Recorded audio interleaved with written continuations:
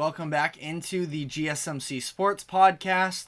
We are now moving on to the final game from last night where we saw the Oklahoma City Thunder pull off, you can call it a comeback, I suppose, against the New Orleans Pelicans last night, where the Pelicans had a 5-point lead late in this game, but their execution down the stretch just was not good enough.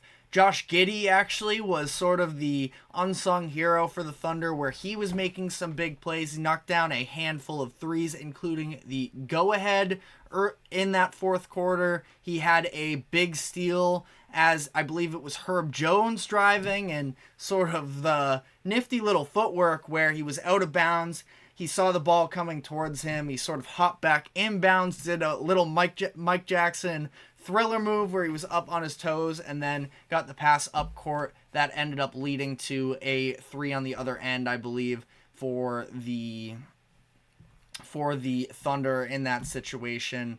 But this was a series where felt like the Pelicans had at least a puncher's chance to make this something. Obviously, they didn't have Zion Williamson, which made them, borderline impossible to actually pick, but Game 1 was a close one, and it seemed like they had, again, at least a chance to potentially make this a game. It took some late-game Shai Gilgeous-Alexander heroics in that Game 1 to end up pulling away that win. They won 94-92 there, and like that game was low-scoring, this game was as well, and those sort of rock fights felt like the types of games where the Pelicans could take advantage of, is throwing the Thunder, that is, off of their game offensively and take advantage from there. But as we saw throughout this series, there was just not enough shot makers and not a real offense to take place in this type of a situation, and just a really brutal series for Brandon Ingram as a whole, where I feel like there's a good chance we could potentially see Brandon Ingram maybe on the move this offseason. I'm not saying where to yet, but for the Pelicans, it feels like they're sort of circling in on being legitimately competitive in this Western Conference, assuming that Zion Williamson is fully healthy. I feel like last offseason there was a little bit of a debate of who would you rather build around between Brandon Ingram and Zion. I like Brandon Ingram, and maybe it's unfair to, look at this particular series because he missed much of the end of the regular season with an injury. Then he comes back and just never really looked like he was 100%. And added to the fact that then he comes into this Oklahoma City series and he has to go up against what should be All-NBA defender Lou Dort, who was absolutely phenomenal for the Thunder in this series, held Brandon Ingram to just 14.3 points per game on under 25% shooting splits. He was just really nowhere to be found in this game. And in this series as a whole, it's not like CJ McCollum was great necessarily either, but he at least put together a solid game last night, and they just needed a second go-to scorer, and Brandon Ingram was not that, unfortunately. So the Pelicans end up falling in this one, 97-89. Again, it felt like a game that, I wouldn't even say necessarily it was a pride moment for them, because without Zion, they are clearly not the same team, and it just, I feel like they were much less talented than this Oklahoma City Thunder team, who we're going to be getting into here, is way more postseason ready than a lot of people considered. I myself said that. Now, I had them beating the Pelicans. I just worry about the Thunder when it comes to playing either of the top two teams in the West, in my eyes, in the Nuggets and Timberwolves, in terms of being able to manage size. Jonas Valanciunas wasn't necessarily... Jonas Valanciunas is a good pro, just as a whole. He did a really good job on the glass in this series, backed down Chet a handful of times and got his, but ultimately it's just not efficient offense necessarily, and Chet is a very solid defender that he's going to get his in a lot of these instances. Anytime these other players are trying to... I feel like he's especially great at defending the rim, sort of as that help side defender, and sort of coming in from the backside and making plays like that. But I think that it's going to be a much different story when they have to face a Karl Anthony Towns or a Nikola Jokic on the other side of the bracket in the Western Conference. But anyways, for the Thunder, I thought that this was very encouraging to see. Now, we sort of, at least I personally, don't want to speak for everybody, I said that this is probably the year before the year for them, where they're now they've arrived. They haven't necessarily had their hearts broken to some degree when it comes to postseason play, which seems like a lot of times that needs to happen in order for a team to take that next step. And that being said, if the heartbreak's going to come a little bit later, you're going to take all of the success you can possibly get. And I think there's going to be a great chance that they make the conference finals. As things currently stand, they're going to face the winner of the Mavericks-Clippers series. That series is knotted up at 2-2. We're not going to get the official result of that possibly for a handful of days now. But I do think they're going to have a very good chance. Again, I cannot understate how phenomenal Lou Dort was from a defensive perspective. And this Thunder team as a whole, I just think they play such a beautiful brand of basketball where, they have their go-to guys that can get them buckets. It's Shai Gilgeous-Alexander and Jalen Williams.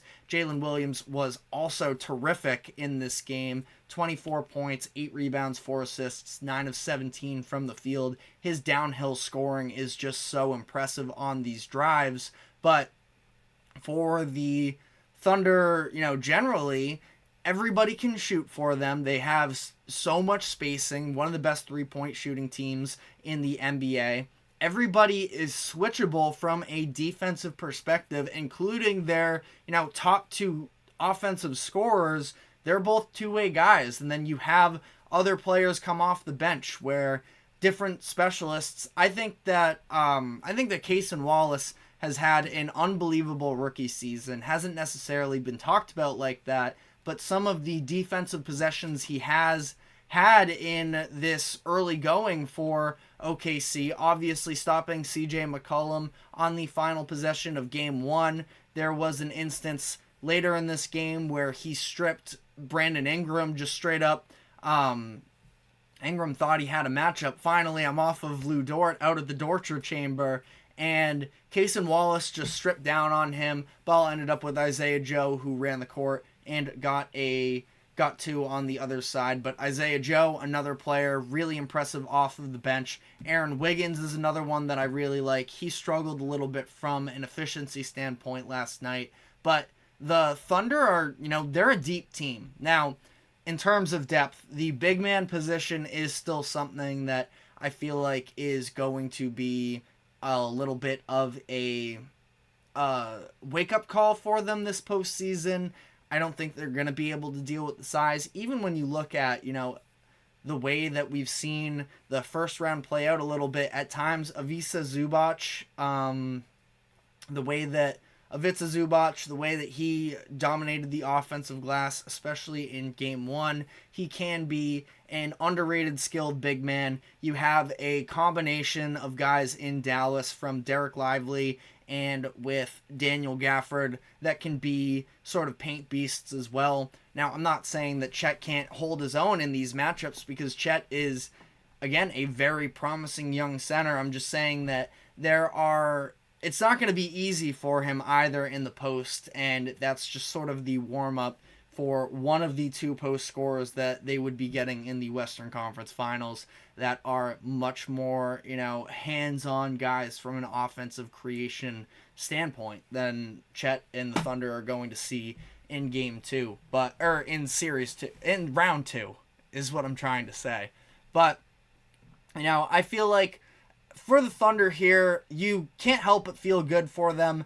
There are questions in terms of which guys are going to be the future building blocks. They have a lot of these players that are going to be eligible for contract extensions at the same time. Now, the way that this all works out, and especially under this new CBA, the fact that they have all this draft capital in the near future, they could easily go over that second luxury tax, and they wouldn't necessarily have to make all too many other transactions other than just keep swinging. They've been a great drafting team in recent years. Just continue to, take your swings in the draft. You already have the core nucleus of what you need. But it is an interesting conversation when you know that you're going to be playing Shai Gilgeous-Alexander. You're going to be paying the Santa Clara Jalen Williams. Chet Holmgren is a lock to be making money for you. Where do you go from there? Because Josh Giddey, he was very good from a three-point perspective last night, again, especially in the fourth quarter. And I do want to see what his catch-and-shoot numbers are on the season as a whole. Giddey is not scared to shoot. And I know that that's obviously not his strong suit, and it feels like a lot of teams are fully willing to sort of put up with Josh Giddey trying to take those types of looks. But at the same time, as long as you're actually shooting those looks and you can start hitting some maybe, and at least, keep the opposing defense honest, it's a weapon to have. And again, I'm not sure. I'm looking this up here on the fly, so his catch and shoot numbers could be bad, and it would sort of put an end to my point in this situation. But again, I just feel like generally, Giddey is somebody who his importance seemed like it sort of fell off. Obviously, he had the off the court issues that really sort of dampened his public reputation, along with the fact that he just hasn't been quite as good during this season now that he has taken a little bit more of a back seat from an offensive creation standpoint. But like I said, his numbers are okay from a three-point shooting percentage. He's 34.4% on catch and shoot three-pointers, which you'd like to see be better, but it's at least an improvement for where it's been in past seasons. He is shooting a career high 33.7% from the field, from three, that is. So I feel like he's the odd man out. I feel like he would probably be the one that Oklahoma City would part with first. But, I just think that the roster construction of the Thunder here is very interesting, and I'm curious what direction they are going to choose to go moving forward here, because I just named the three you absolutely have to pay is SGA, Jalen Williams, and Chet Holmgren.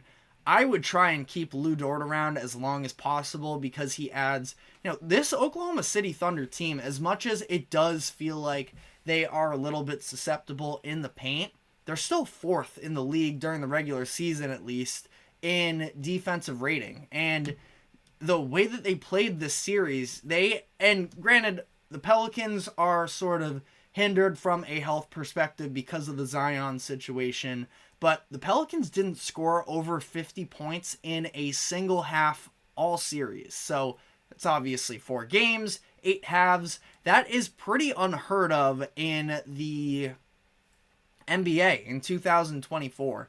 And again, it's because of that switchability. It's because of the versatility. It's because of the IQ. I think that Mark Daigneault is also a tremendous coach from a scheming standpoint. So, I don't know. Thunder are just a very fun team here. And it's going to be interesting to see how the rest of the postseason goes for them. Now, again, Pelicans, I'm sure we'll talk more about them in the offseason. I feel like they are going to be due for, I wouldn't necessarily say a panic move, but trying to shake things up, because it does feel like I believe in the foundation that's there.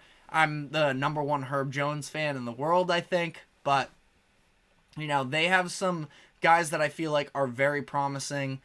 I feel like there's the likes of a Trey Murphy, who probably can do more from an offensive perspective if he's given a bigger role, but he just plays so similar to Brandon Ingram, where if you go back to the play-in tournament, that's why I sort of understood why, along with the fact that Ingram was still sort of coming back from that injury, that during the fourth quarter run where the Pelicans, I still feel like, would have won that game if it weren't for Zion getting injured, they were doing so with Brandon Ingram on the bench and Trey Murphy sort of playing his spot on the court. So let me know what you feel about the futures of these two teams. I feel like they both have bright ones ahead.